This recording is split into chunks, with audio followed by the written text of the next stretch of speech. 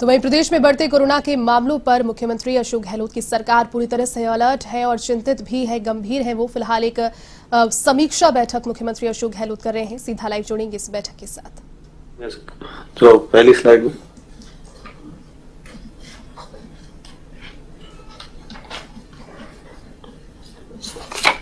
कुल sample sir अपने करीबन 4000 के करीब डेली अपने ले रहे हैं सर। कल 2-3 दिन से 4500 हमने एक्सीड किए हैं। कुल पॉजिटिव केस कल 185 आए थे। आज अभी तक की जो रिपोर्ट आती है सर वो आ चुकी है 101 आज के पॉजिटिव हैं 4500 सैंपल्स में से। कुल क्यूमुलेटिव पॉजिटिव जो होम आइसोलेशन में अपने सर अभी कुल एक्टिव केस 521 है सर, जिनमें से 512 तो होम आइसोलेशन में है, 9 चिकित्सीय भर्ती में है जो आरईओएचएस में है सर। और कुल मृत्यु 197 हुई थी सर। नेक्स्ट स्लाइड में सर ये अपने पूरे इस महीने की दिसंबर की स्लाइड है सर। जो 1 दिसंबर को जो 10 थी वो कल 30 को 185 हो गई थी सर। और उसके पहले 29 को 88 थे, 28 को 75 थी और आज सर लेटेस्ट रिकॉर्ड 101 है आउट ऑफ 4520 सैंपल्स में से सर। है ना ये जयपुर का है सिर्फ जयपुर का। पिछली स्लाइड वापस लाए तो सर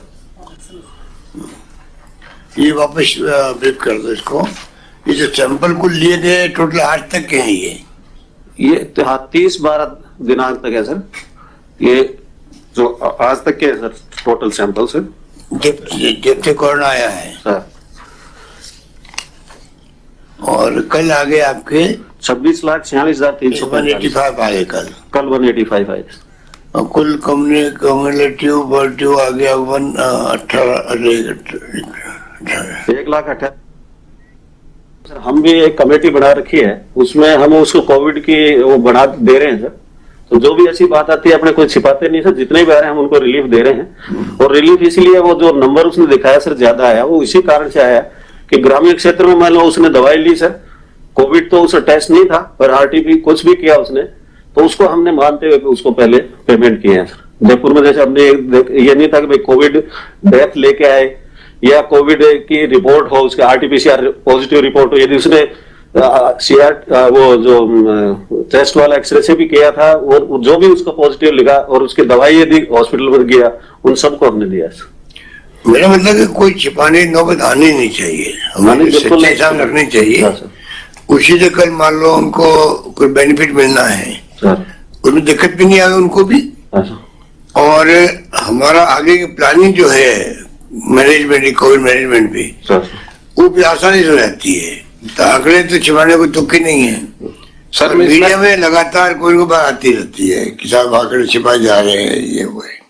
सर मैं आपकी बात पे ऐड करना चाहूंगा सर कि यज्ञमित्र सिंह सर नगर निगम कमिश्नर सर इसमें छिपाने का कहीं कोई मुद्दा ही नहीं है सर। हॉस्पिटल की डेथ्स रिकॉर्ड होती है सर, उसके आधार पर मृत्यु प्रमाण पत्र जारी होते हैं सर।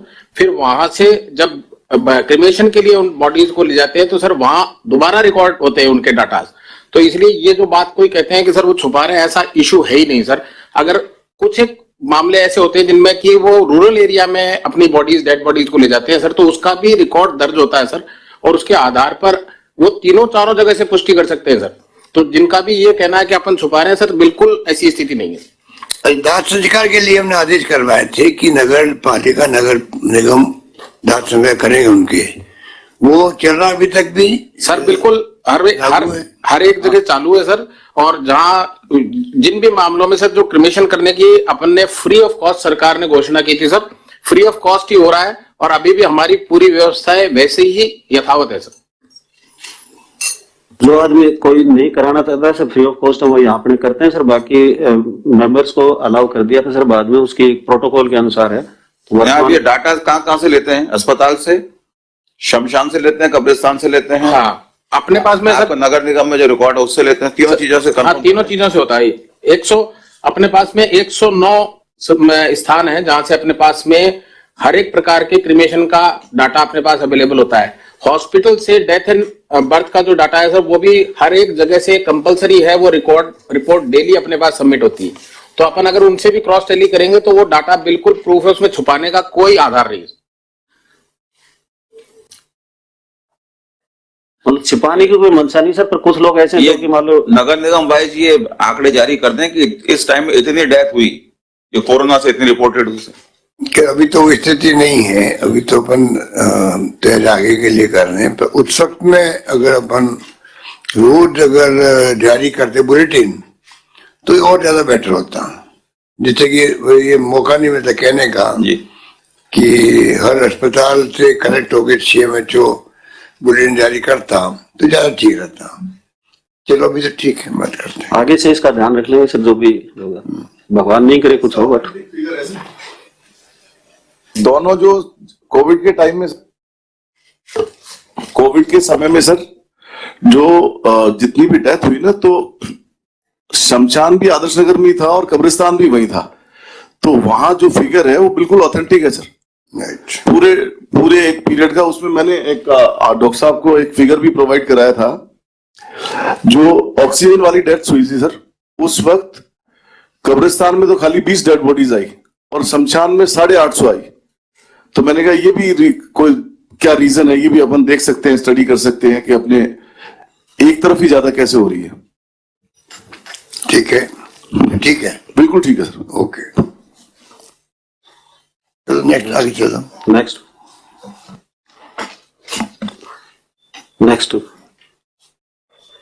ये सर दिसंबर मंथ की डेट वाइज है सर, किस दिन कितने पॉजिटिव आए।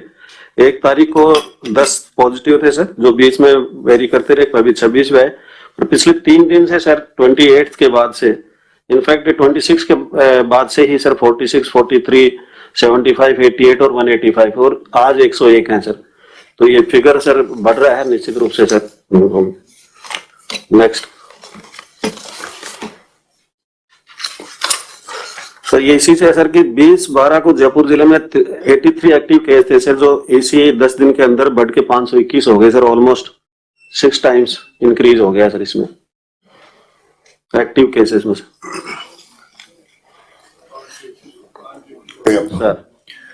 सब मिला के घर पे आइसोलेशन वाले भी, हाँ आइसोलेशन है सर, जिसमें से 512 तो आइसोलेशन में ही है सर, और 9 इंस्टीट्यूशनल इसमें हॉस्पिटल में है सर।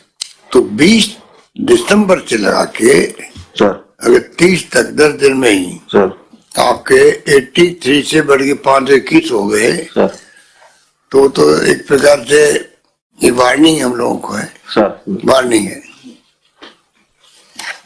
6 गुना बढ़ती हुई सर सर। नेक्स्ट कल की वार्निंग ज्यादा है। हाँ, अब कल 185 थे सर, आज 101 आए, बट ये आज आ गए क्या आंकड़े? आज आगे सर 101 है।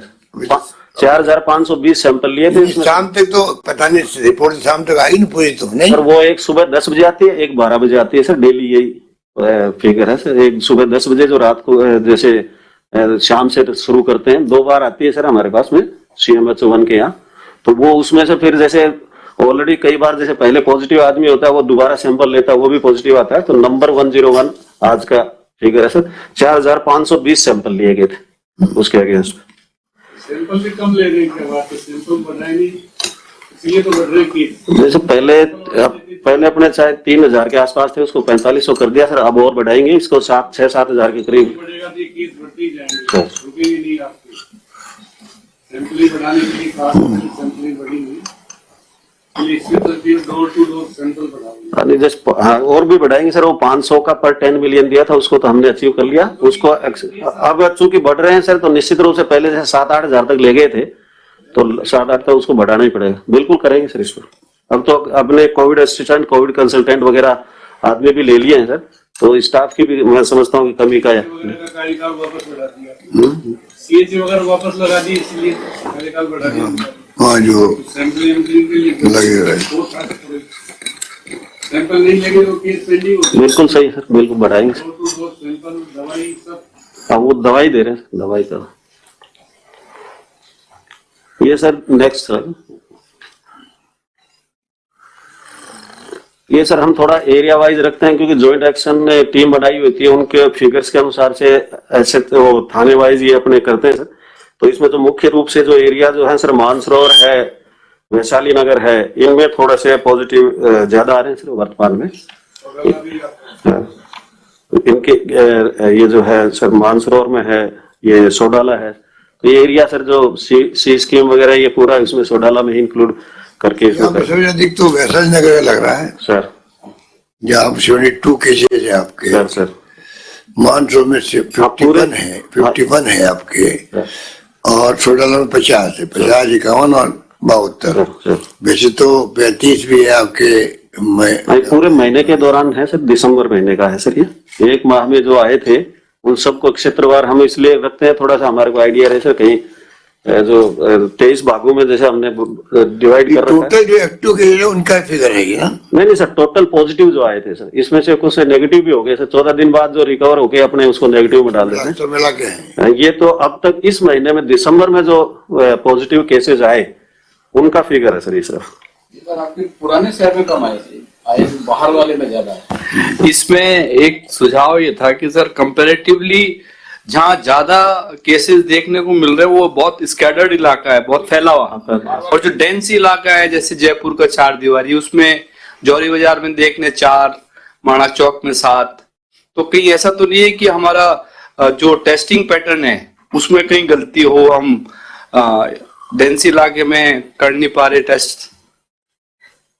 पैटर्न में कमी नहीं है, वो वॉल सिटी वाले आपसे हमसे ज्यादा होशियार, वो टेस्ट कराते नहीं है। तो वो तो डेंजरस स्थिति है ना, अगर वो लेके घूम रहा है तो फिर इलाके के हिसाब से आपने जो आंकड़े दिए हैं इन इलाकों में टेस्टिंग कितनी हुई, हाँ ये भी होना चाहिए साथ के साथ, उससे कंपैरिजन होगा उसका। वो टेस्टिंग नहीं कराते। अगर सिविल लाइन में आपने 1 या 2 का आंकड़ा दिखाया है तो टेस्टिंग कितने सिविल लाइन में,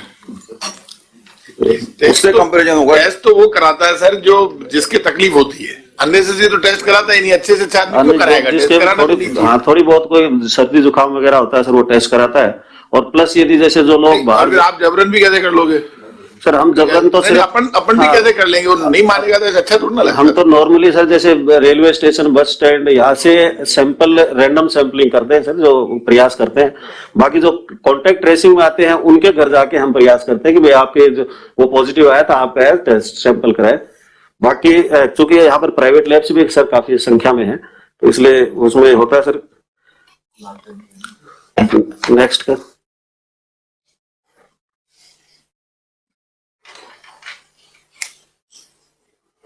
सर, ये पॉजिटिविटी रेट है सर।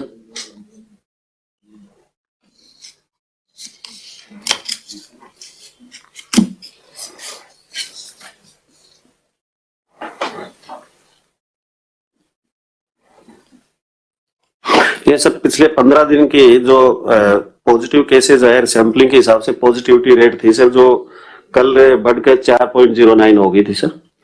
बाकी सर 29 को 2.1 थी, 27 से 26 को 2.09 थी, 2.03 थी सर। तो पॉजिटिविटी रेट बढ़ रही है सर ये, और ये नंबर चूंकि सैंपलिंग भी बढ़ाया है तो भी पॉजिटिविटी रेट बढ़ रही है। 188 के करीब 185 थे, आज 101 के हिसाब से थोड़ा सा कम आ जाएगी सर, 3 पॉइंट समथिंग आएगी। बट सैंपल जो बढ़ाया आपने, पर डे कितने सैंपल हो रहे हैं? पर डे सर 4520, 4019, 195, 4239 ये है सर। सैटरडे संडे को कई बार जो छुट्टी के काम में, तो अब इसमें कंटिन्यू रखेंगे सर इसको। एक बात बताओ कि यहाँ पे 4000 के फिगर लगते हैं मुझे सर, 3 और 4 के बीच में लग रहे हैं, ठीक है सर। तो जब आपके ये पिछले 7 दिन में इतने ज्यादा केसेज आ गए हैं, 185 तक आ गए हैं सर, और ये 4000 के फिगर के आसपास है आपके 3 से 4। तो पहले 3 तब भी आपके पिछले 22 तारीख लगा के जो मैंने वो चार्ट देखा आपका मैप वाला, इस 7 दिनों में आप 185 पहुंच गए।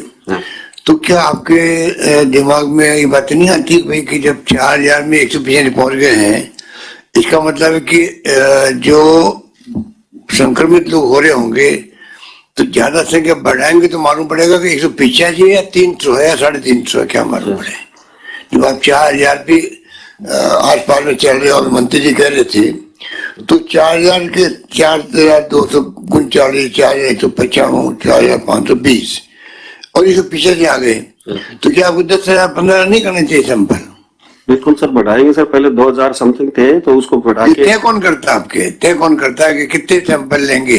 कौन तय करता है? आप करते हो, सीएम जो करता है, या सेक्रेटरी मेडिकल करते? कौन करता है सर? ये तो सीएम में तो उसको जो कॉन्टेक्ट ट्रेसिंग से वो कहाँ सीएम जी बैठे हैं यहाँ पर?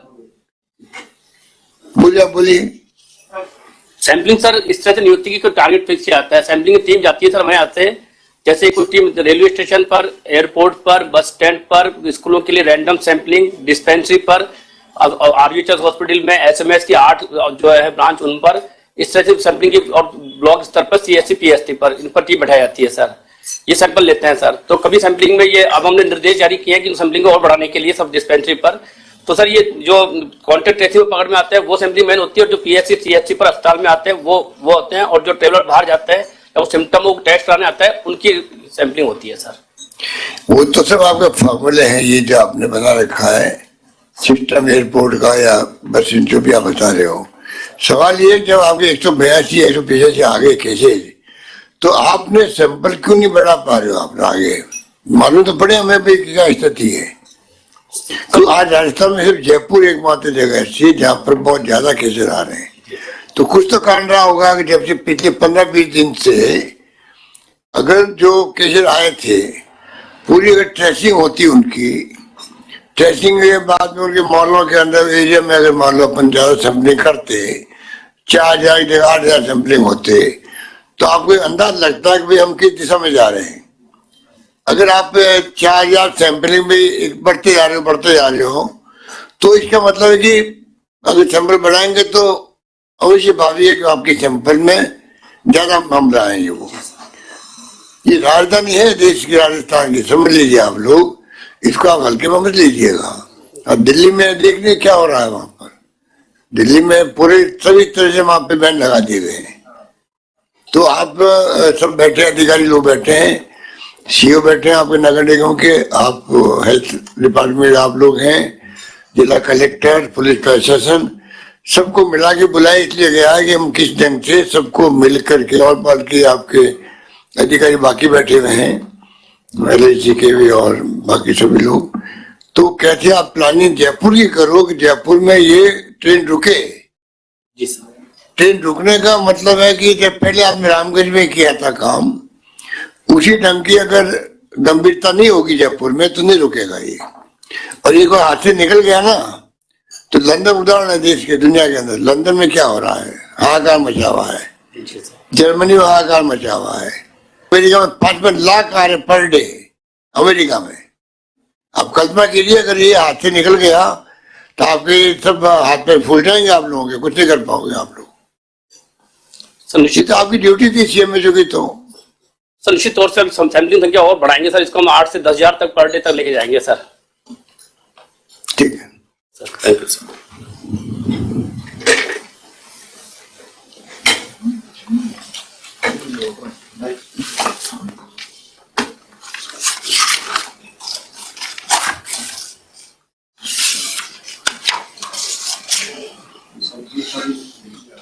सैंपल्स का डिस्कस होगा आगे। नेक्स्ट ये सर ओमिक्रॉन के अभी तक जो जीनोम सीक्वेंसिंग से, ओमिक्रॉन की जीनोम सीक्वेंसिंग जो अभी तक केस जयपुर में आए थे सर 39 थे, जो 8 बाहर के थे, 31 अपने यहाँ के थे।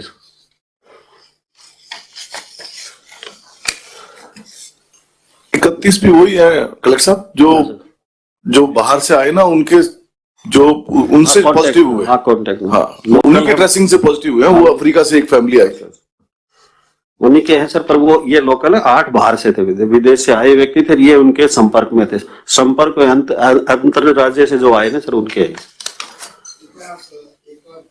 देखिए, फिर उसके बाद में हम सब अपनी बात करेंगे। जल्दी बोलिए सर। ओमिक्रॉन से जो पॉजिटिव आती है उसको RUHS और महात्मा गांधी में आइसोलेट कर रहे हैं सर, इंस्टीट्यूशनल आइसोलेशन। इसमें सर एक प्रॉब्लम जरूर आई है कि लोग काफी चूंकि एसिम्प्टोमेटिक होते हैं मैक्सिमम, तो वो रजिस्ट करते हैं, तो हम पुलिस के माध्यम से भी उनको वहां भिजवा रहे हैं अभी तक। तो सर तो इनके जो घर कॉन्टेक्ट ट्रेसिंग करी थे सर, करीबन 510 व्यक्तियों के, इन्हीं के आदमियों के सैंपल लिए थे, जिनमें से 8 आदमी जो आए प्लस इनके कॉन्टेक्ट में जो लोग हैं, तो उसका ये सैंपलिंग का है। नेक्स्ट सर, ये जो जहां 5 से 7 आ गए थे सर 3 जगह पर, एक ही परिवार में या पास के 2 कमरों में, वहां 4 कंटेनमेंट जोन, ये जो 188 आए थे उस दौरान ये बनाए गए थे। इंसिडेंट कमांडर बना रहे हैं आप लोग? सर मैंने 23 से जयपुर पूरे शहर को 23 भागों में डिवाइड करके इंसिडेंट कमांडर्स नियुक्त कर चुके हैं सर, और उसमें एसीपी साथ में रहते हैं सर, और एक जो डॉक्टर है जो पीएससी का सीनियर मोस्ट, वो लोग साथ जाके इसमें करते हैं। और आगे से इसको सर और सख्त करके जो पहले बीट कांस्टेबल की है उसके माध्यम से भी इसका करवाएंगे सर। और नेक्स्ट सर कोविड टीकाकरण की स्थिति नहीं, आप ये वापस लीजिए पहले। इसमें आप टोटल जोन कितने बना रहे हो? टोटल 23 है सर। कहाँ लिखा है इसमें? नहीं स्लाइड सर आगे वो जो कार्य कर रहे हैं उसमें आएगा सर। ये तो कंटेनमेंट जोन बनाने के जो बनाए थे सर, 23 जोन बनाएंगे, उसमें आरएस ऑफिसर लगेंगे। हाँ आरएस ऑफिसर्स हैं, 23 ऑर्डर निकल चुके हैं सर, 23 ऑफिसर्स होंगे जो स्लाइड आगे आएगी। हाँ वो जो कार्य कर रहे हैं सर अभी जो प्रस्तावित है जो चल रहे हैं उसके बाद। बाकी इसमें मैं सर यही निवेदन कर दूं, 23 बना दिए सर जो सारे आरएस ऑफिसर्स हैं, उनके साथ में हर एक में एसीपी या इनका इक्विवेलेंट सर अधिकारी जो चलो देखते हैं आगे चलिए सर। सर ये जयपुर की टीकाकरण की स्थिति है सर। तो बाय एंड लार्ज सर करीबन फर्स्ट डोज 98.5 हो गया सर। फर्स्ट डोज लगी वो कौन सा है आपका? फर्स्ट डोज टारगेट 97% है। ये सर जयपुर सेकंड का जो 97.6% है सर, जयपुर फर्स्ट का 99.1 है, और टोटल जयपुर का 98.5 है सर। ये फिगर ठीक है फिगर सर। सेकंड डोज को कोई बढ़ा नहीं जा सकता। हाँ सेकंड डोज की है सर। सेकंड डोज में सर जो ड्यू थे उसमें करीबन 8-10% है, बाकी तो ये अभी ड्यू होंगे सर 15-20%। पर हम इनके घर घर कर दिया सर, सब सेंटर तक भी ले गए हम, और हर में जो भी हमें सूचना उनके जो सेकंड डोज की सबकी। ये आपका जो ये वैक्सीनेशन काफी ठीक किया है सर, उसके कारण जयपुर बचाव आपका ये सर।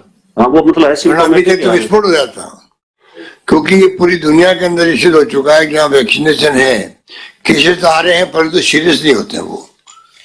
सर अपने इस फिगर को यदि उससे देखते हैं जो 18+ है ना सर, जो अपने वोटर लिस्ट, तो वोटर लिस्ट में तो 47 लाख समथिंग ही है अपने सर, अराउंड 48 लाख ही वोटर्स हैं, परंतु फिर भी ये जो कि गवर्नमेंट ऑफ इंडिया का फिगर है वही है सर अपना, उसके अगेंस्ट में 98.5 हो चुका है।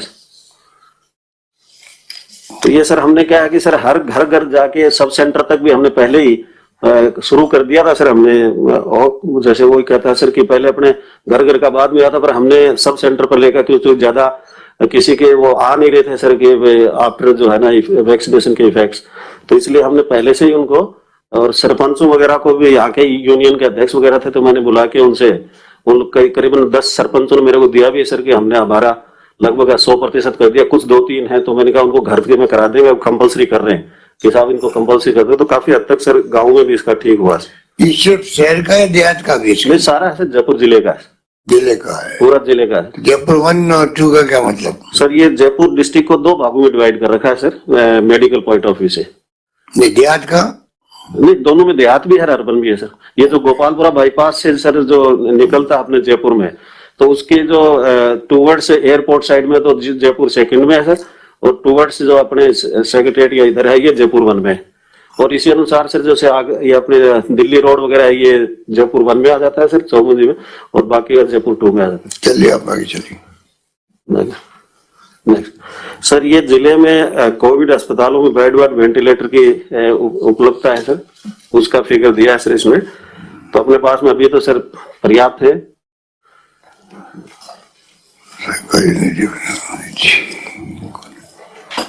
वैसे सरकारी निजी और कुल टोटल अपने फिगर सर इकट्ठा किया था ये, इसलिए 7 दिन में इसको अपडेट भी किया सर, क्योंकि हमें आशंका थी कि सेकंड वेव में कितने काम आए थे, है कुछ डेटा? सर पिछले सेकंड में तो सर 100% आईसीयू वेंटिलेटर लगभग सब काम आए थे सेकंड वेव में, और इसलिए हम उसको ऑक्सीजन बेड्स पर शिफ्ट करते थे, फिर जो ही खाली होता था तो फिर वेंटिलेटर पर थे। सेकंड वेव में तो एक भी वेंटिलेटर सर लगभग खाली नहीं मिला। सेकंड वेव के बाद में जो संख्या है 11,004 की, ये बढ़ी है या बिकती रही है? करीबन सर 150 के करीब बढ़ी है सर। कुछ प्राइवेट हॉस्पिटल्स ने अपना उस समय बढ़ाया था, पर चूंकि एकदम से डाउन आ गया था तो वो है। प्लस अपने भी जैसे SMS वगैरह में भी सर उसको किया था।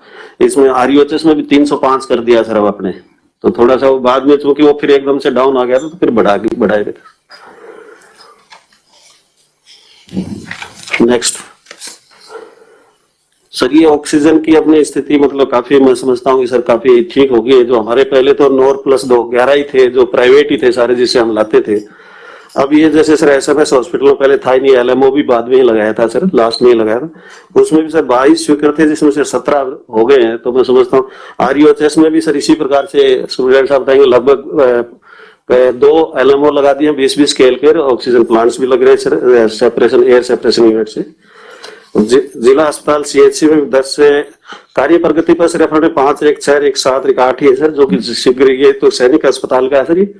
ये प्लांट तो आपके जो है जो संख्या बता रहे हो आप सर, प्लांट की साइज कम भी होती है, बड़ी ज्यादा भी होती है, तो कितने मेट्रिक टन ऑक्सीजन आपने सेकंड वेव में थी, अब कितनी की है बताइए आप। तो ये तो संख्या तो छोटे प्लांट भी होते हैं, बड़े प्लांट भी होते हैं सर। हमारे यहाँ पहले सर जो टोटल करीबन 700 के करीब एयर सेपरेशन प्लांट से 700 सिलेंडर पर डे बनाने की करीब 600 कुछ 700 सिलेंडर पर डे का था सर, बी टाइप ये।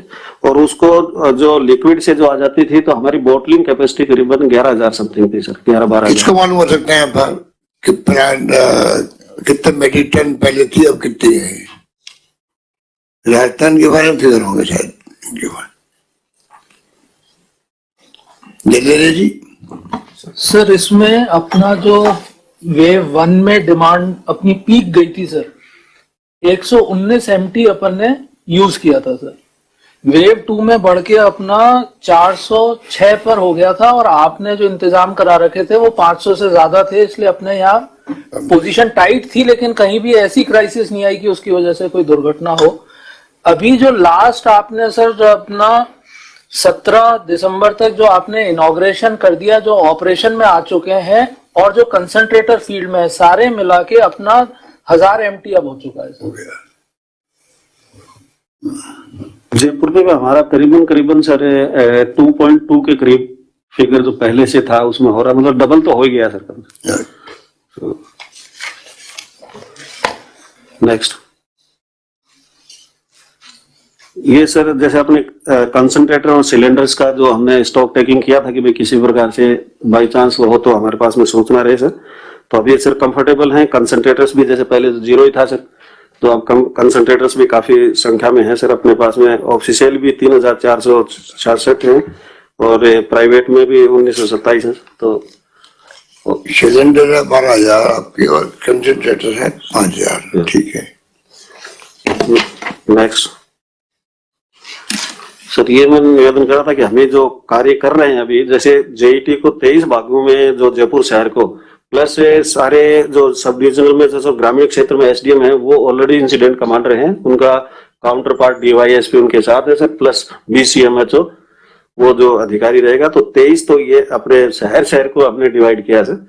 23 में चूंकि शहर में ही सबसे ज्यादा अभी भी आ रहे हैं सर ग्रामीण, तो इसमें 23 भागों में डिवाइड करके इसमें हम सख्ती से इसके जो अभी गाइडलाइन जारी हुई है और कुछ यदि संभावित और इसमें शक्ति जैसा हम रिक्वेस्ट भी करेंगे सर, शायद प्रिंसिपल सेक्रेटरी साहब होम ACS होम साहब भी के, तो हमारे को थोड़ा सा इसमें चूंकि भीड़ काफी अधिक है सर, फील्ड में आप जाते हैं सभी में अधिकतर लोग सर ये है एसिम्टोमेटिक माइल्ड सिम्टोमेटिक, इसलिए हमने ये प्लान किया सर कि हमारे पास क्योंकि कोविड असिस्टेंट और कोविड कंसल्टेंट अभी नंबर मिल गया था, कोविड असिस्टेंट विशेष रूप से, तो ग्रामीण हर घर में जैसे पिछली बार भी हमने सेकंड वेव में किया था सर, उसमें तो इर्रेस्पेक्टिव ऑफ पॉजिटिव है या नहीं है, हमने हर घर में दवाई के पैकेट पहुंचवाए थे सर, क्योंकि काफी नंबर बढ़ रहा था। तो अब इस बार मैंने इसमें नंबर चूंकि एसिम्टोमेटिक माइल्ड सिम्टोमेटिक ज्यादा आ रहे हैं, ऐसी परिस्थितियों में इनको RRT team rapid response team को बढ़ा करके और घर वही औषधि वापस उपलब्ध कराने की सर कार्रवाई हम जो पॉजिटिव आ रहे हैं उनको तो दे ही रहे हैं सर, और उसके कॉन्टेक्ट ट्रेसिंग से जो बढ़ेगा तो वापस उसी अनुसार से बढ़ा के इनको देंगे सर। और ये जो सर रैपिड रेस्पॉन्स टीम जो अपने पास जैसे लिस्ट आती है सर 10 बजे और 12 बजे, उसके बाद इन्हें सब आइडेंटिफाई करके शाम को 10 बजे तक रात तक उसी दिन इनको सबको दवाई पहुंचा देते हैं सर, उनको बता भी देते हैं, उनके पड़ोसियों को भी बता देते हैं, प्लस इनके परिवार के सदस्यों को भी समझाइश की जाती है भाई क्वारंटीन रहे, इधर उधर नहीं जाए, पड़ोसियों को बजाते हैं। और अब इसमें सर बीट कांस्टेबल जो पहले थी उसके माध्यम से चूंकि बढ़ रहा है, तो बीट कांस्टेबल के माध्यम से पुनः इनको पाबंद करने की वो कार्रवाई हम लोग करेंगे। जो वैक्सीनेशन से जो बचे हुए हैं हमने उसकी लिस्टिंग कर लिया है सेकेंड डोज की, और वो सभी एसडीएम्स के पास है, बीसीएमएचओ के पास है, नीचे ब्लॉक उसको हमने डिवाइड कर दिया सब सेंटर लेवल तक भी। सेकंड डोज के जो भी होंगे सर अब घर घर जाके हम कर रहे हैं। उसमें मैं समझता हूँ कि अपना जो 31 जनवरी का जो टारगेट है उससे पहले ही हम इसको 100% इसको अचीव कर लेंगे सर। इस पर विशेष हम ध्यान दे रहे हैं सर। मेरा जी मुझे बताओ आप कि ये जो अब जो लिखा 181 181 में आपको जानकारी अभी तक कितने लोगों ने रिक्वेस्ट की होगी कि आप हमारे आइए वैक्सीन लगाइए? सीएम साहब वो तो अपना फिगर है उसमें। जयपुर जिले में जितने शिकायत अनुरोध आते हैं सारे अनुरोध शाम तक पूरे कंप्लीट किलो कर दिए जाते हैं। नहीं कितने आए उसका फिगर? सर वो नंबर सर मैं निवेदन कर दूं सर जयपुर में टोटल 244 आए हैं सर, उसमें से इन्होंने 136 डिस्पोजल कर दिए हैं सर, 65 इन्होंने इनके हिसाब से डिस्पोज कर दिए, बट व्यक्ति संतुष्ट नहीं है तो वापस से रिवर्ट इनको किया है ताकि वो उसको पुनः चेक कर लें सर कि इनकी डाउन द लाइन जो टीम है उसने सही काम किया या नहीं किया। और आज के डेट में 29 पेंडिंग है सर इनके पास।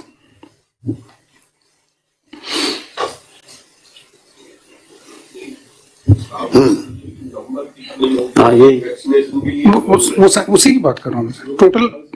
टोटल 244 रिक्वेस्ट आई है कि हमारे पास आकर के वैक्सीनेट आप करें। उन 244 में से 136 केसेस में तो वैक्सीनेशन कर दिया गया, वहां पे 10 या 10 से ज्यादा जो भी लोग मिले उनको वैक्सीनेट कर दिया। 65 केस में इन्होंने जाकर के कार्रवाई कर दी, बट व्यक्ति से जब हमने रीवेरीफाई किया कि आपका काम हुआ या नहीं हुआ, तो व्यक्ति ने कहा था मेरा काम नहीं हुआ। तो उस केस में इनकी जो फील्ड की टीम होती है सर वो तो रिपोर्ट करती है हमने कर दिया या वो करने लायक नहीं था। ये कई बार केस ये आता है कि व्यक्ति 10 जने होते हैं तो वैक्सीनेशन होता है, वहां पे मान लो 2 जने मिले तो हम वैक्सीनेट नहीं कर पाते, तो व्यक्ति कहता है सर मेरा तो वैक्सीनेशन नहीं हुआ। तो फिर उस केस में सीएमएचओ लेवल पे वापस मैटर जाता है कि आप खुद चेक करें। तो ऐसे केसेस इनके पास अभी 65 पेंडिंग है जिनको इनको चेक करना है, और फील्ड में जो पेंडिंग है वो सिर्फ 29 है। ये खुद नहीं करता इस बात की जानकारी कि जिसको वैक्सीनेशन नहीं हो पाया सर, तो इनकी ड्यूटी नहीं बनती कि ये दोबारा उसको कांटेक्ट करें। आपके पास शिकायत आए फिर आप कहें नहीं सर उसका मैकेनिज्म ये है सर कि व्यक्ति 181 पे कॉल करता है कि मुझे वैक्सीनेशन कराना, हमारा एक ग्रुप है जो 10 जने चाहते हैं।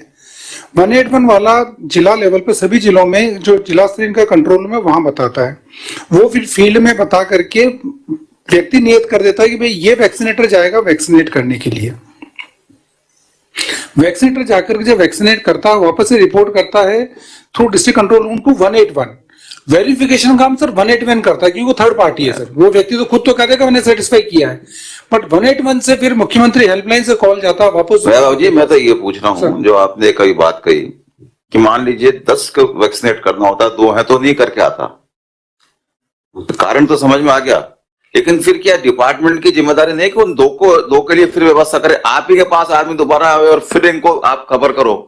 नहीं सर हमारे पास नहीं, 181 उनके पास पहुंच रहा है सर वापस।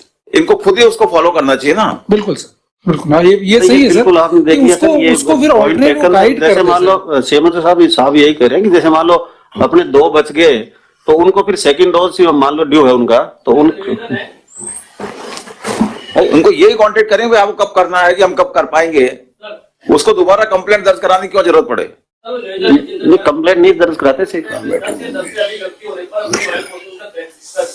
कुछ लगा दे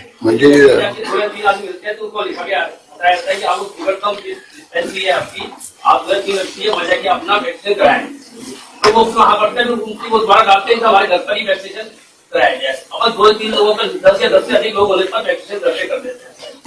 ये वो क्लियर नहीं है व्यवस्था।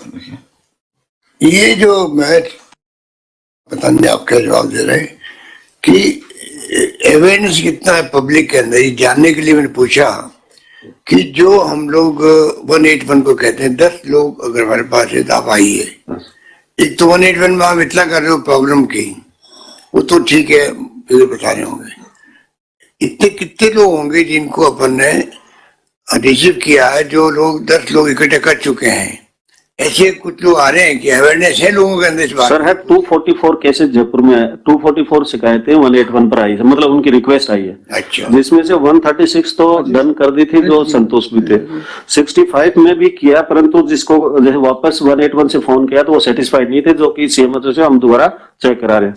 अभी 29 पेंडिंग है। इसमें एक समस्या ये आती है सर कि जैसे 10 का वो लिखता है कि 10 आदमी हैं, मौके पर जाते हैं सर वो 2 या 3 मिलते हैं, तो उस केस में क्या सर वायल जैसे मान लो मैं समझ गया वायल वो खराब नहीं होना चाहिए, तो उनको ये निर्देश देते हैं सर, उनको रिक्वेस्ट करते हैं कि तुम्हारे बिल्कुल पास में ये पीएचसी है, आप जाके तुरंत डेली होता है। चलो एक बात है कि भारत सरकार भी कह रही है कि हमें सेकंड डोज के लिए अग्रेसिव होकर कैंपेन करना पड़ेगा। बिल्कुल सर, घर घर हमने लिस्ट निकाल के सेकंड डोज तो हम घर घर लगाते भी हैं सर, सब सेंटर पर भी ले जाते हैं, तभी ये बढ़ के सर 43 से 68 70 तक हो गया।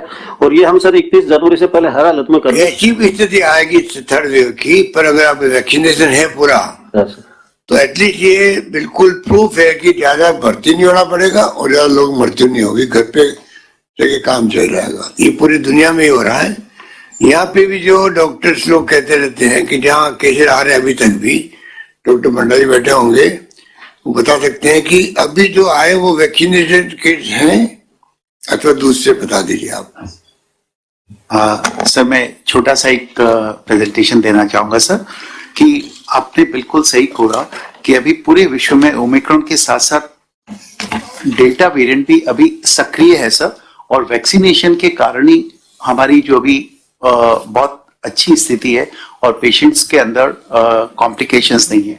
मैं एक छोटा सा ये प्रेजेंटेशन देना चाहूंगा सर कि सर पूरे विश्व में ओमिक्रॉन के साथ साथ डेल्टा वेरिएंट के मरीज भी बहुत अधिक बढ़ रहे हैं सर, और ओमिक्रॉन ने अभी तक डेल्टा को पूरा रिप्लेस नहीं किया है सर।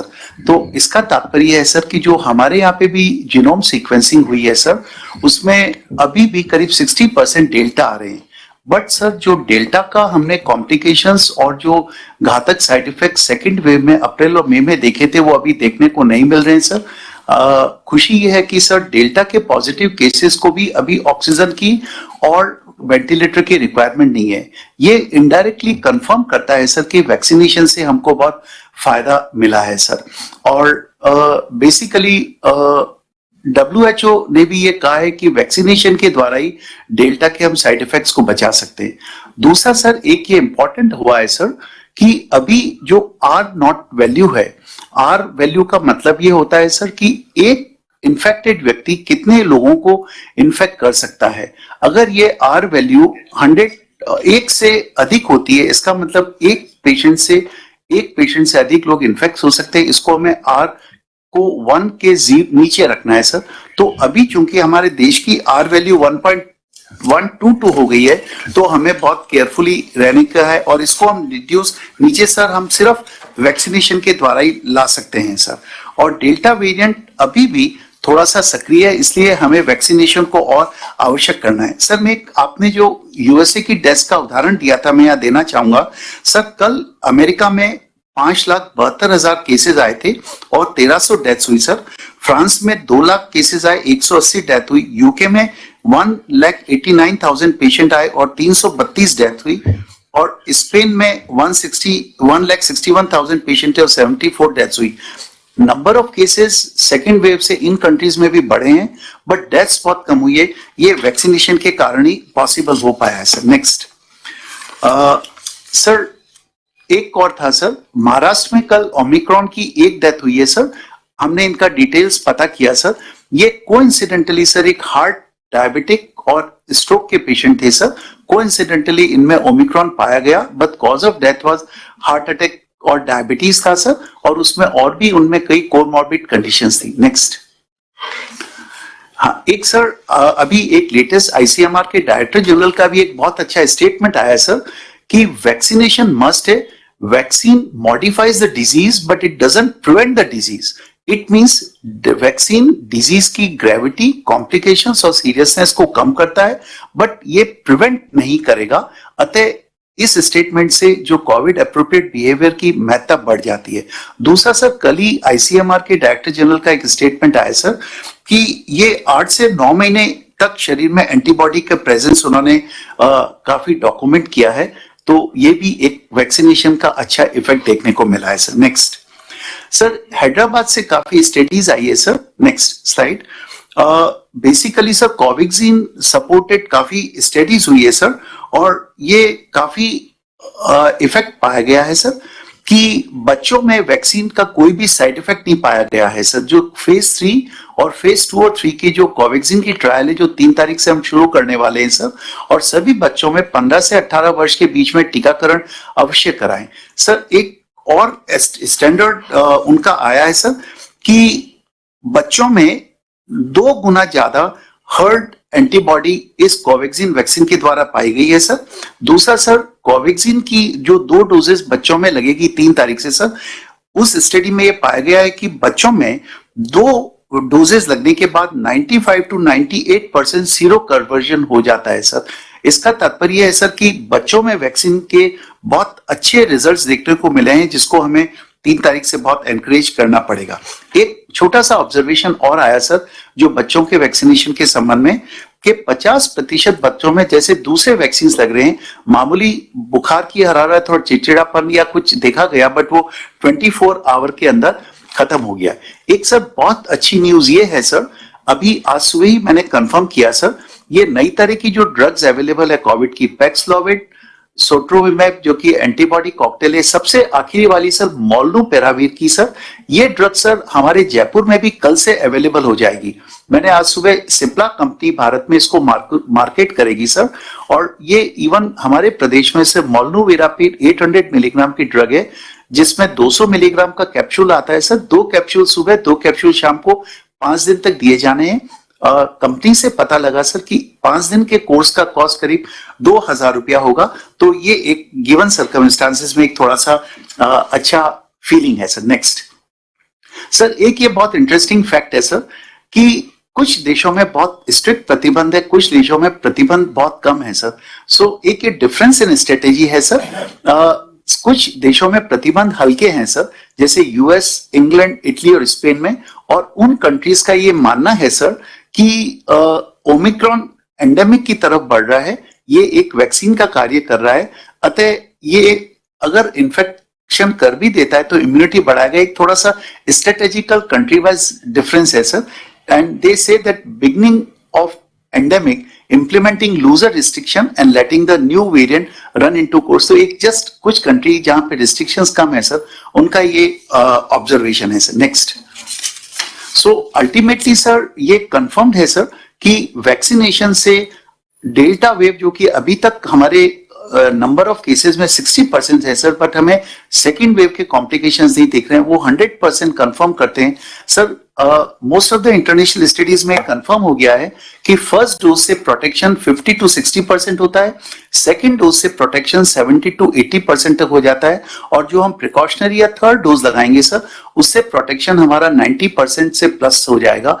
लेकिन सर ओमिक्रॉन की इन्फेक्टिविटी और इनकी ट्रांसमिसिबिलिटी को देखते हुए सर, अभी ये जो कोविड अप्रोप्रिएट बिहेवियर है, मास्किंग और जो अपने को कंजेशन से बचना है, क्लोज स्पेस से बचना है, अननेसेसरी ट्रेवलर नहीं करना है, वो तो अभी वैलिड रहेगा सर। बट अगर हम इसको समराइज करें सर, तो वैक्सीनेशन के द्वारा ही हम कॉम्प्लिकेशंस को बचा सकते हैं। बच्चों में जो 3 तारीख से वैक्सीनेशन होने वाला है, उसके बहुत अच्छे रिव्यूज आए सर कि 3 हफ्ते में जब सेकेंड डोज बच्चों को लग जाएगी तो उनका सीरो कन्वर्जन 95 तक हो जाएगा। एक सर मैं और यहाँ पे शेयर करना चाहूंगा सर, आपके निर्देश से हमने पूरे प्रदेश में सीरो सर्विलेंस स्टडी करी थी सर। उस सीरो सर्विलेंस के कारण भी सर हमारे प्रदेश के रिजल्ट्स बहुत अच्छे हैं सर।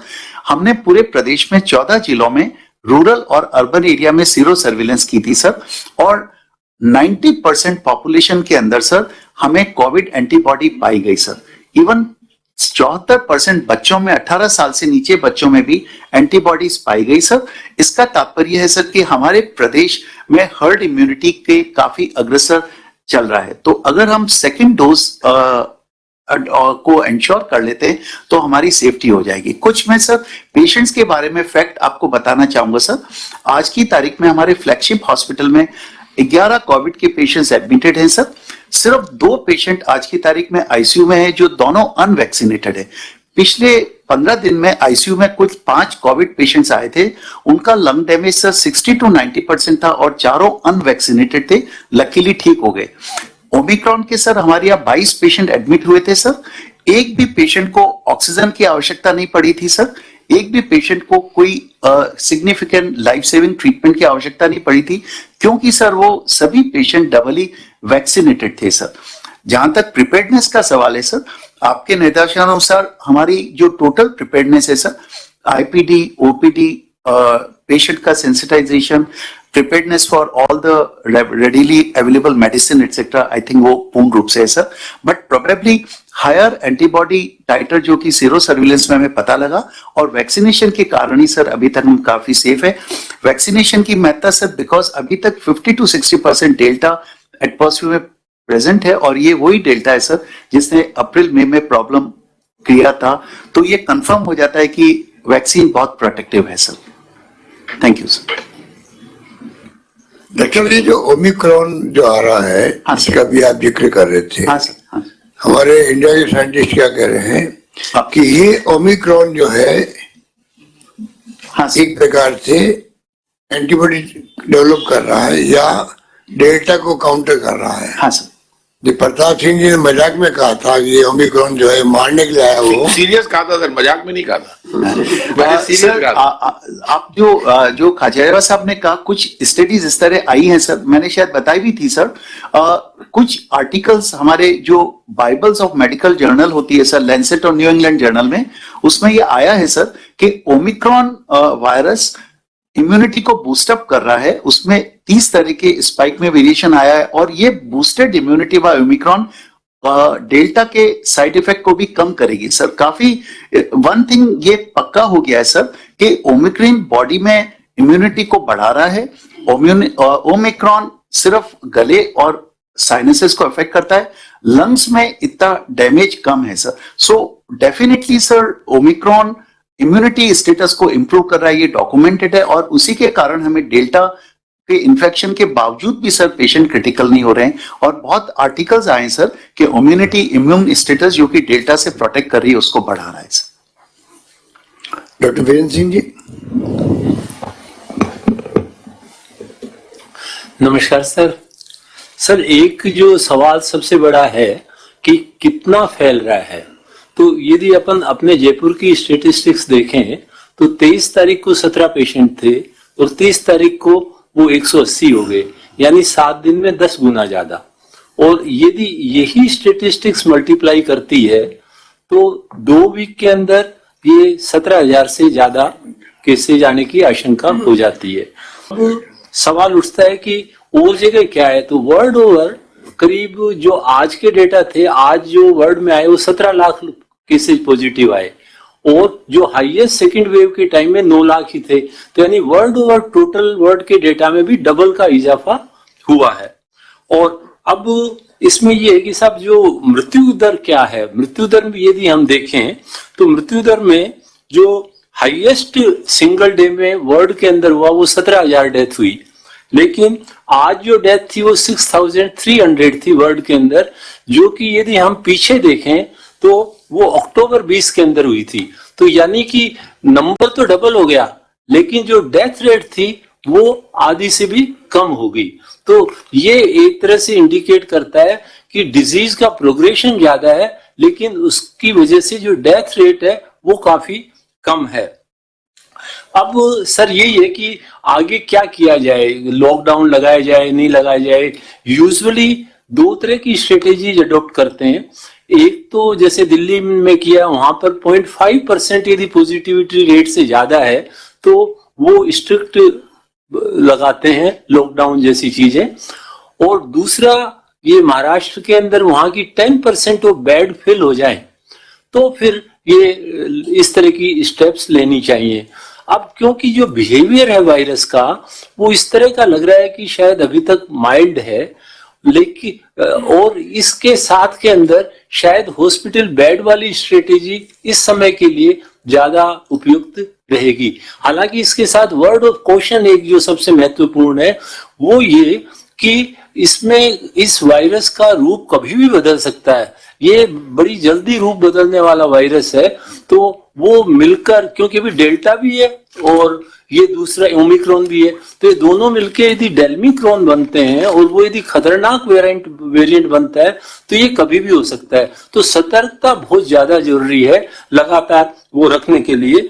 और इसमें अब बढ़ने का खतरा कब होता है? सब जैसे एक उदाहरण था कि एक पार्टी थी, उसमें स्पेन के अंदर 173 गेस्ट थे और वो जो गेस्ट अंदर गए थे उनका एंटीजन टेस्ट हुआ था सबका, वो नेगेटिव था। फिर जब पार्टी के बाद 3-4 दिन बाद जब देखा तो उनमें से 68 के हो गया, तो ये यानी करीब 40% लोगों के हो गया।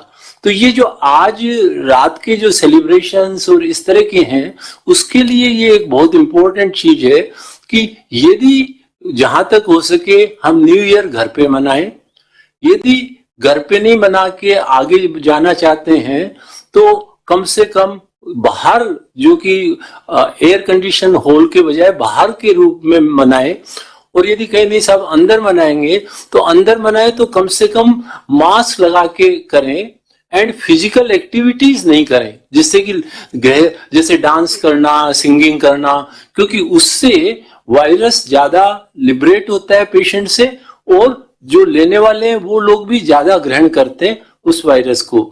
तो ये कुछ चीजें थी सब कि अभी अपने जयपुर के लिहाज से अपन को RUHS जैसे एक प्रोटोटाइप हॉस्पिटल है जो अपना फ्लैगशिप हॉस्पिटल भी है, तो उसके अंदर जो ही नंबर बढ़े त्यों ही अपन को स्ट्रिक्ट एक्शन के लिए तैयार रहना चाहिए। जैसे सर उस समय देखें अपन 17-18 मार्च के आसपास, तो उस समय RUHS के अंदर एकदम तेजी से बढ़ने लग गए थे अपनी उन मीटिंग्स में 50, 100, 200, 300 एकदम उस तरह से तेजी से। तो ये शायद एक अपना ऑब्जेक्टिव एविडेंस हो सकता है जिसके बेसिस पे फैसले लिए जा सकते हैं। धन्यवाद सर। Thank you. DM तो बस यही है सर कि जो जितनी थोड़ी सी अपने जो गैदरिंग्स को थोड़ा रिड्यूस तो करना पड़ेगा सर, उसके बिना तो दिक्कत ही आएगी सर।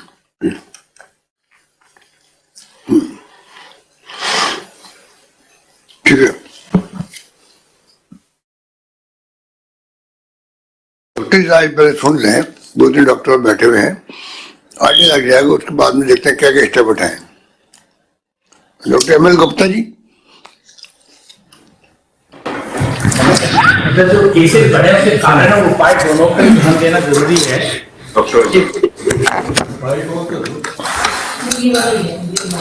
तो नंबर ऑफ द केसेस जो बढ़े हैं वो कहाँ से आ रहे हैं और उसको देखना है, और पर्टिकुलर जिस जो सोर्स है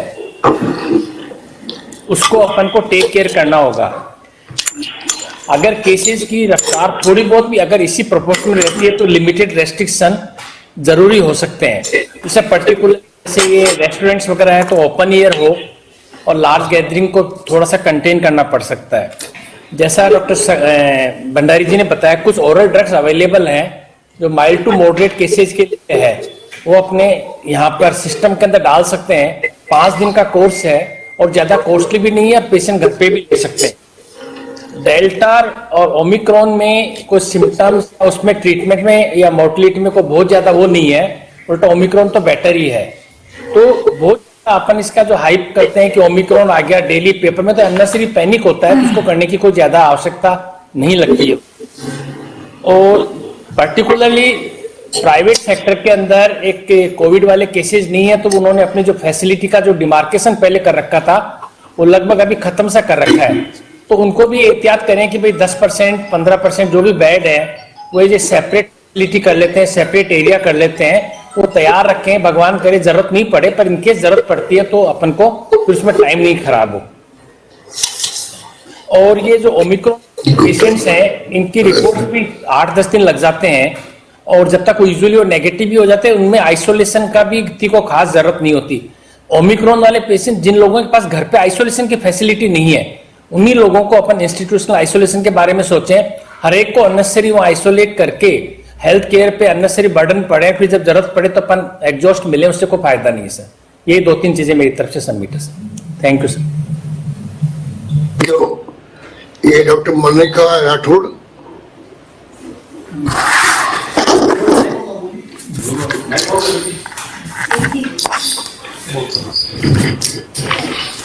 सर नमस्ते। सर निवेदन है कि Indian institute of mathematics Chennai के हिसाब से दिल्ली और मुंबई में ऑलरेडी 802 हो चुका है और जितने भी अपनी बड़ी सिटीज है इंक्लूडिंग जयपुर जहां पे फॉरेन ट्रेवलर्स ज्यादा हैं वहां पे 10 टाइम्स बढ़ गया है। तो आने वाले दिनों में हमें केसेस बढ़े हुए मिलेंगे, इसमें कोई शक नहीं है।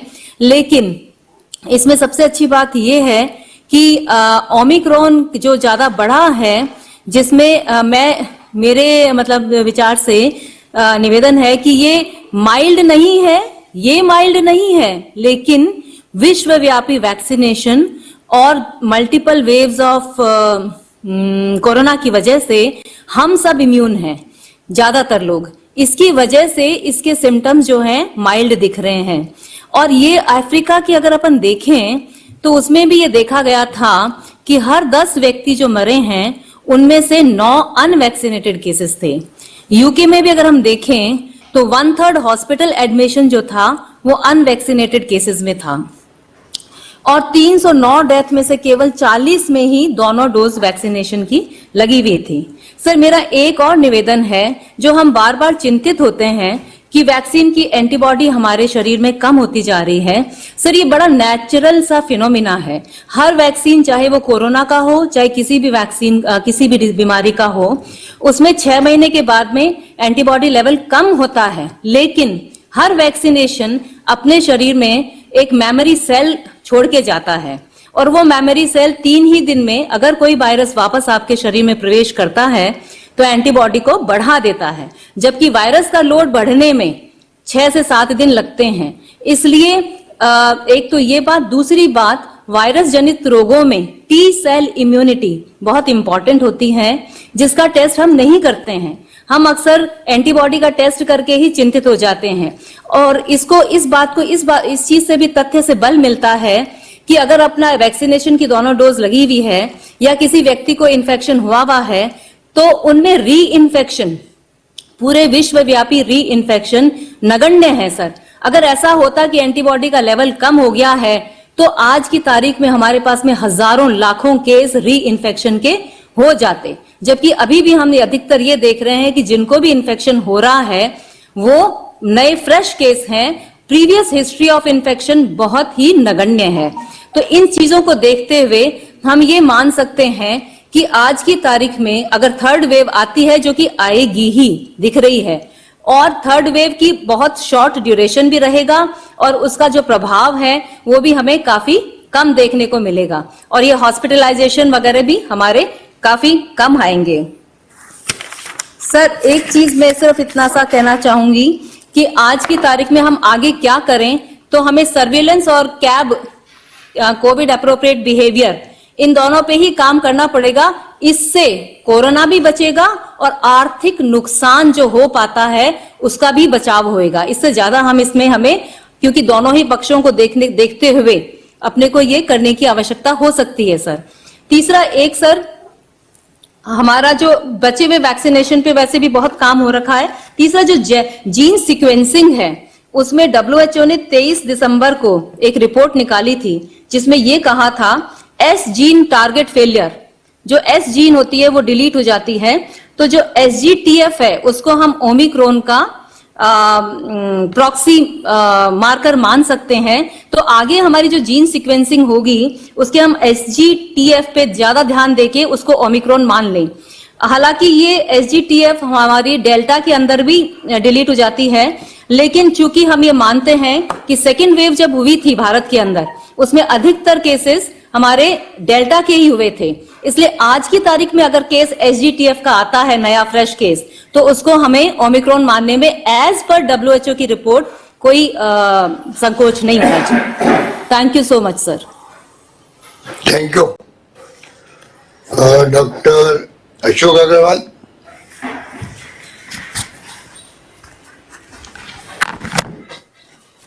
नमस्कार सर, मैं एक बार फिर से विश्व की तरफ ले जाना चाहूँगा कि कल पूरे विश्व में 19 लाख केसेस हुए थे, लेकिन पिछले एक महीने में विश्व में केस बढ़ने की रफ्तार बहुत तेज हुई।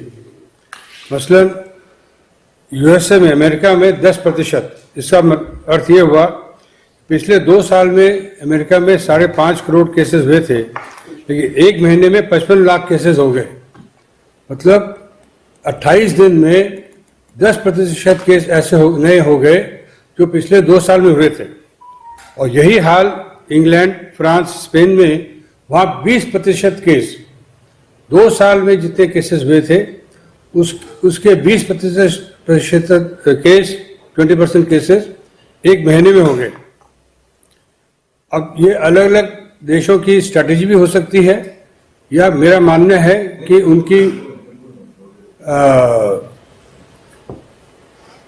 उनके पब्लिक हेल्थ में, उनके मेडिकल साइंस में, उनके प्रोटोकॉल्स में कुछ चेंजेस वो लेकर आए हैं।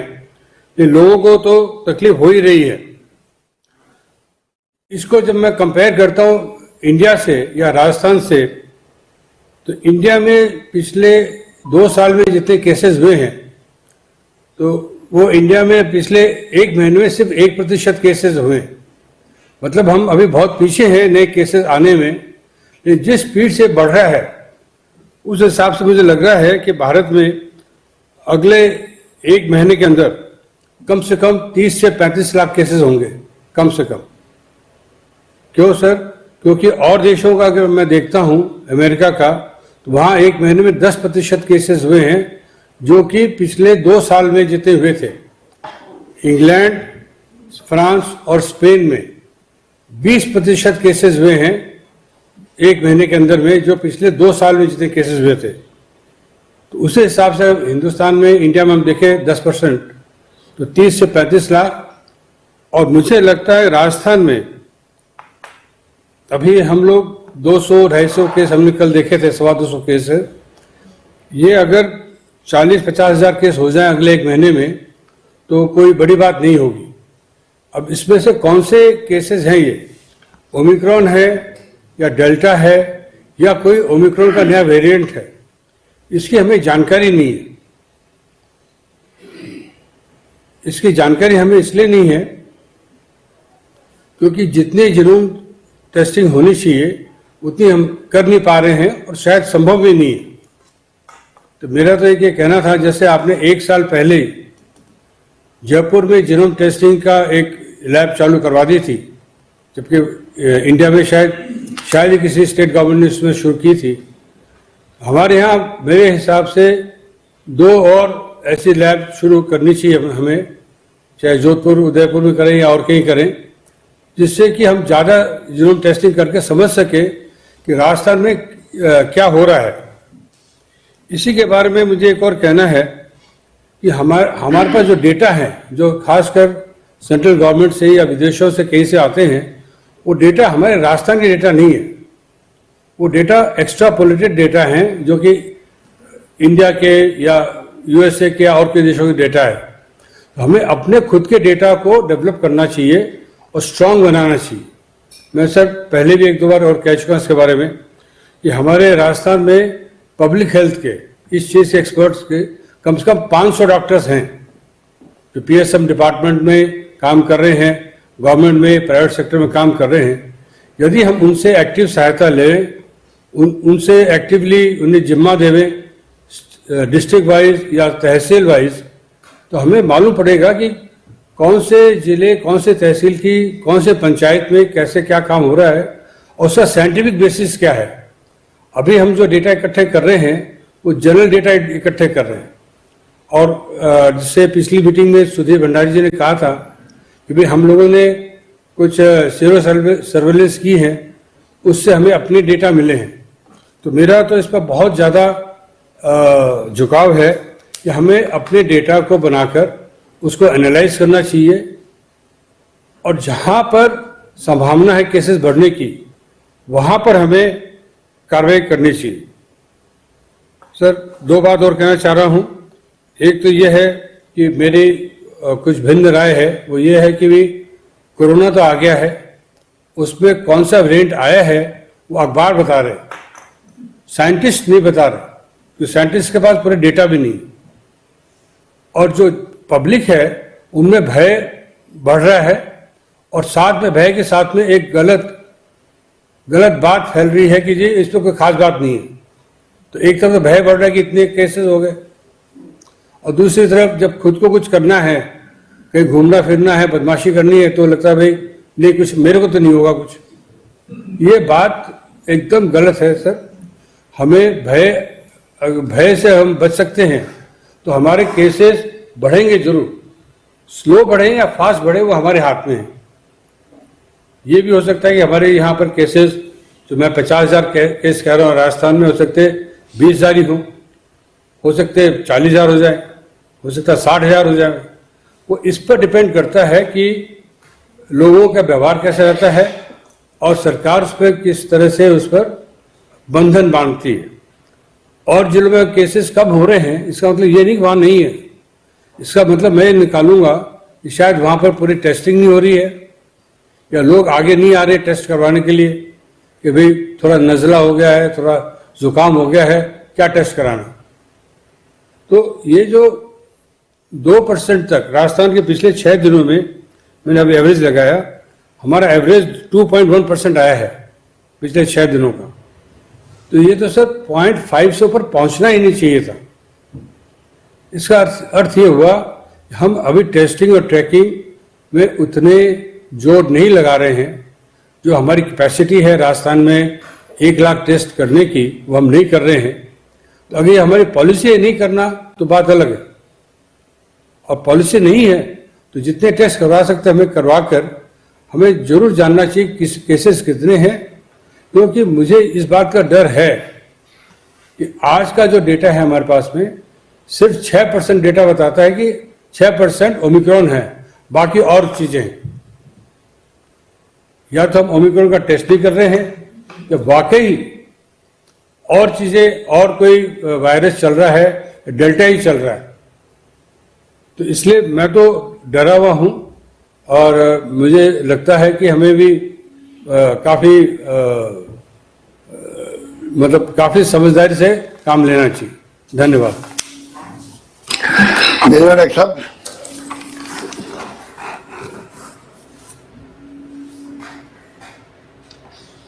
डॉक्टर रविंद्र शर्मा।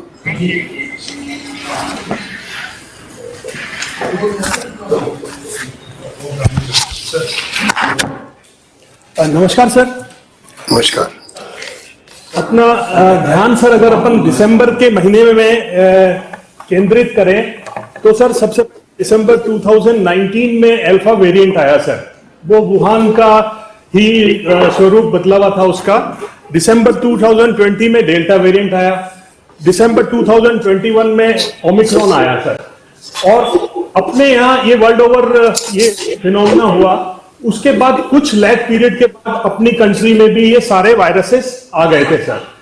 अब दूसरी चीज है सर, इसमें ये जो ट्रांसमिशन हो रहा है सर, इसमें टेस्ट पॉजिटिविटी रेट जो है अभी 30 दिसंबर की 4.09% है। ये 5% या इसके ऊपर जाते ही ये इंडिकेट करता है कि कम्युनिटी में फैल रहा है। जिस तरह से हर साल दिसंबर में ये दूसरे देशों में फैला और कुछ लैग पीरियड के बाद अपने यहाँ फैल रहा है, तो अपने को अभी से बहुत ज्यादा इंपॉर्टेंट रहेगा कि अपन सतर्क रहें सर। और क्योंकि ये कम्युनिटी ट्रांसमिशन की तरफ बढ़ रहा है। दूसरा सर, जो अपन ने मेजर्स पहले लिए थे, home isolation plus strict isolation of close contacts, वो बहुत जरूरी है सर। जैसे पहले कम्युनिटी ट्रांसमिशन में अपन ने घर जा जाके कॉन्टैक्ट ट्रेसिंग किया और उनको आइसोलेट किया, उसकी तरफ भी अपने को ध्यान केंद्रित करना पड़ेगा सर। और हॉस्पिटल में आइसोलेशन करते हैं तो हॉस्पिटल का data sir in hospital patient का बढ़ जाता है। तो ज्यादातर कंट्रीज में सर होम आइसोलेशन बड़ा स्ट्रिक्टली फॉलो हो रहा है और होना ही चाहिए। प्लस कॉन्टेक्ट जो उनके हैं नियर कॉन्टेक्ट, क्लोज कॉन्टेक्ट, उनका भी होम आइसोलेशन हो, इससे कोविड स्प्रेड होगा और उससे रुक जाएगा सर।